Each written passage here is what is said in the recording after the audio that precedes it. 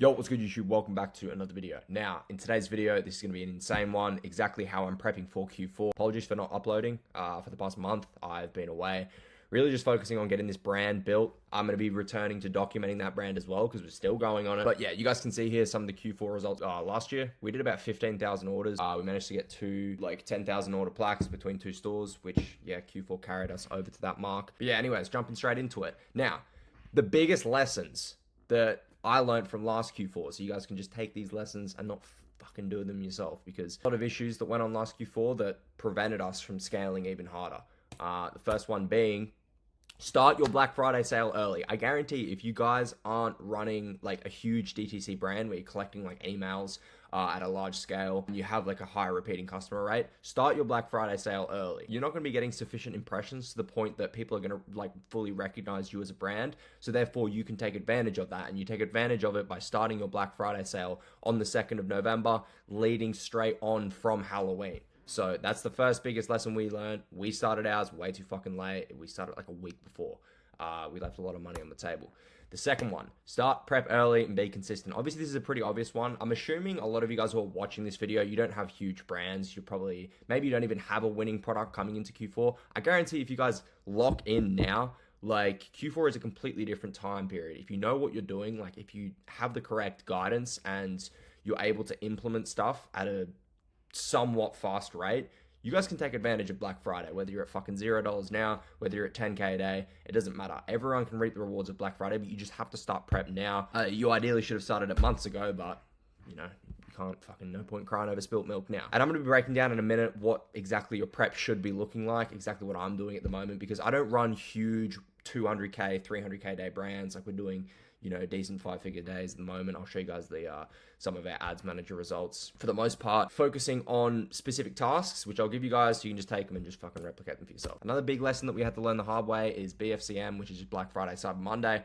Will not save your bad ads. It's just going to make your good ads rip even harder. If your good ads are hitting like a 2 ROAS or 2.5 ROAS at the moment, you can expect performance to jump up by a significant amount because the buying intent in the market is a lot higher. However, if you're going into ads that are like ripping at fucking 0.8 ROAS, don't expect some miracle work and them to instantly, you know, levitate to 3 ROAS. So that's a very important aspect to keep in mind as well, is it's just going to make winners win harder. Another one being, simple setups always win. And what I mean by this is last Black Friday, we had a lot of mixed advice from different people. They're like, run this CBO setup with this interest group here, targeting fucking buyers who are between the ages of 17 and 33. Like, you guys just keep it as simple as possible. And the point I'm getting at here is a lot of people are going to be telling you to run these complex setups and these really complicated, you know, ad campaigns and whatever. Just keep it very, very simple. Your creatives are going to do all of the work. It doesn't matter if you have the shittest ad account setup ever, although it's not ideal. If you stick to the one CBO structure that I've been preaching, I'll show you guys how to set up a promo structure as well that I will be surf scaling through Black Friday and Cyber Monday. Simple is always going to win.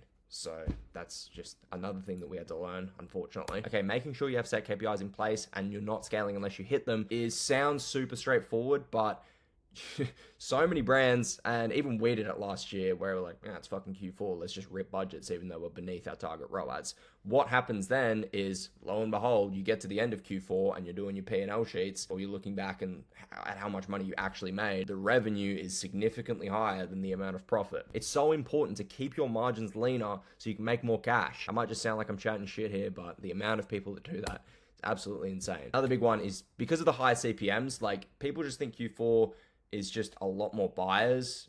People understand that now there's a lot more buyers in there, which means there's a lot more advertisers. And when there's a lot more advertisers, there's a lot more people spending money on Facebook, which pushes the CPMs up. Now, the way we're able to combat this, although there is higher conversion rate on our ads, we need to be increasing our AOV as much as possible. Cart cross-sells, post-purchase upsells, any SKUs, any systems that you guys can be implementing onto your website to increase your AOV, it's going to be exponentially worth, because then you can afford to have a higher CAC, because your AOV is significantly higher. So you can afford to spend more on ads, which means Facebook is going to favor you more. Now, the next one, utilizing emails. Funny story about this. We got absolutely rinsed last Black Friday because our email team, something went wrong. They fucking leaked our addresses at the bottom of the Klaviyo email. But for the most part, we did miss out on a big chunk of revenue. But this year, emails absolutely crush it. I'm not going to be diving too deep into them, but just getting some basic flows set up in place and making sure that system is dialed in, making sure you're collecting emails. 20 to 30% of your revenue can come through emails. Now, jumping straight into how I'm prepping, everything that I'm doing at the moment so you guys can get an understanding of what's going on.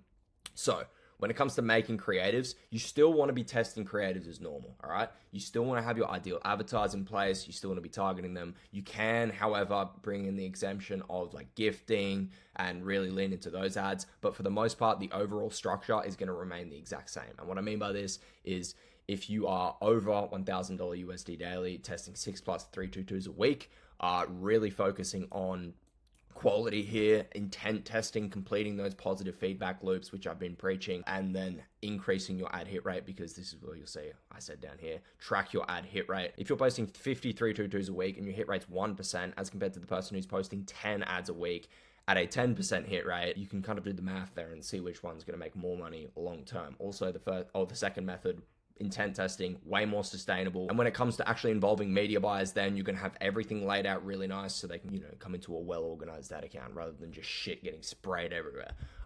So under 500 USD is probably like under, I would say probably 200 to 300 USD, like testing budget. You guys want to be doing 2 to 3 322s every 3 days. If you guys can launch that into your ad account, again, prioritizing quality over quantity every day of the week. I have, with this new brand, I'm going to be showing you guys a lot more on it in the, personalized content and giving you guys updates and stuff.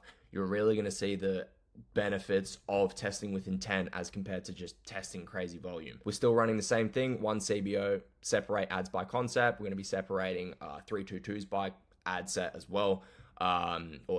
Separating by concept. So when it comes to actually organization and being able to read data and process data better, everything's going to be correctly organized and it's going to be a lot easier to digest. Now, BFCM, how I'm running creators for this, 14th to the 21st. This should actually be way earlier. This should be like, for most of you guys, you can just start running BFCM ads around the 2nd of November. And what I mean by this is you'll see here, you take your existing winning ads and you just put sales banners over the top. So we have our winning ad here. We're going to crop it down. We're going to chuck banners over the top. Black Friday sale now live.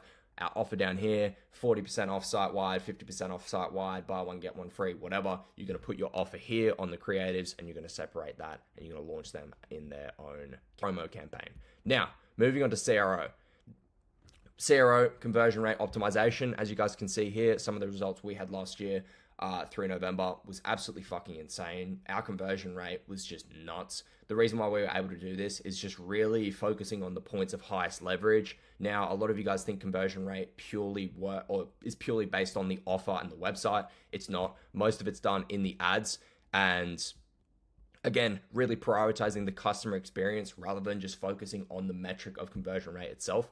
And what I mean by this is looking into the sophistication of the market that you're working in. If your market is more sophisticated, you need to be incorporating that into your visuals and in your messaging. And what I mean by this is if I was going to try and sell an iPhone, if I had an iPhone brand, I wouldn't need to break down really and explain exactly what an iPhone does because everyone in the market already knows what it is. So you have to adjust your messaging accordingly. And again, this relates back to messaging on landing pages, product pages, creatives, making sure that everything matches, avatars match visuals. I'll come down and give you guys a bit of a visual example of that in a second. What market awareness stage are majority of the market at, or what market awareness stage are your ads shooting at? This might be common knowledge to a lot of you guys, but I know a lot of you guys need to hear this, is if your ads are more top of funnel, so if you're targeting unaware and problem aware, making sure your pre-landers and your wording is aligned with that avatar specifically.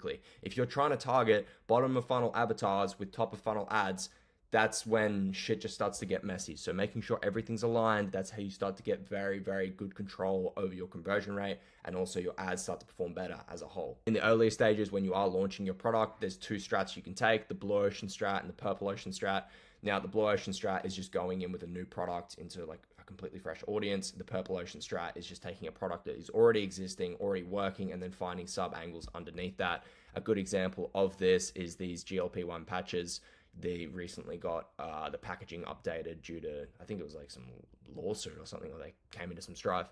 An example of the Purple Ocean strat here for this product is taking GLP-1, go like GLP-1 results, searching this up on TikTok, clicking on one of the videos, you know, like what is GLP-1? Does GLP-1 work? This was another search filter that I used.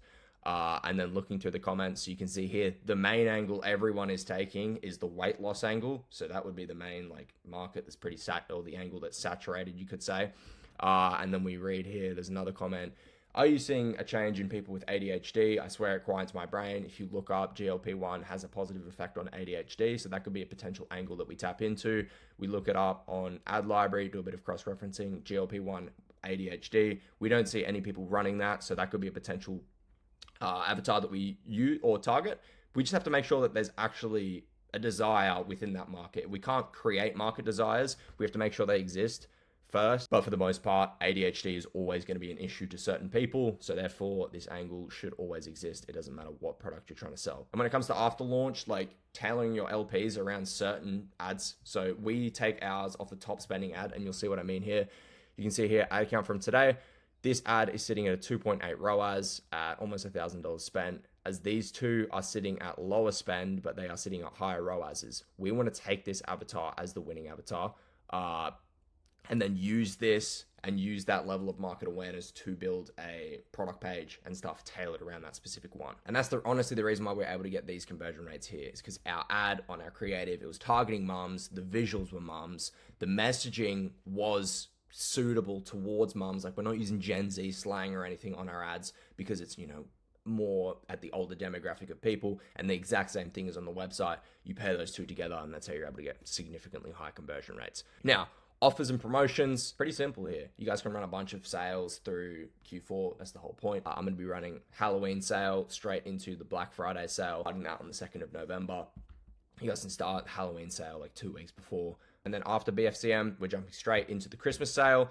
And you really want to utilize your strongest offers for BFCM, because even if you are at a lower spending, people are still going to recognize your ads. And most people just bookmark ads and they'll send it to their friends, be like, oh, this is pretty cool. If they see your ad again in Black Friday and they do see your offer has changed, your offer has gotten better, sometimes that can be like all it takes to just get someone over the line. And you apply that to a decent sample size of people, you're going to be getting significantly more orders. Okay, so when it comes to setting up your promo campaign and like surfing that, you guys can use, there's a bunch of different setups. The one that I'm running is just the basic Evolve setup, which is one broad ad set, one with warm 60, which is like Facebook engages, IG engages, 95% video viewers over the last 90 days, and then one hot 90 ad set, which is website visitors, view content, add to cart, initiate checkout over the last 90 days. Now, again, full credit to Spencer, Sean from Evolve. That's the setup that they're running.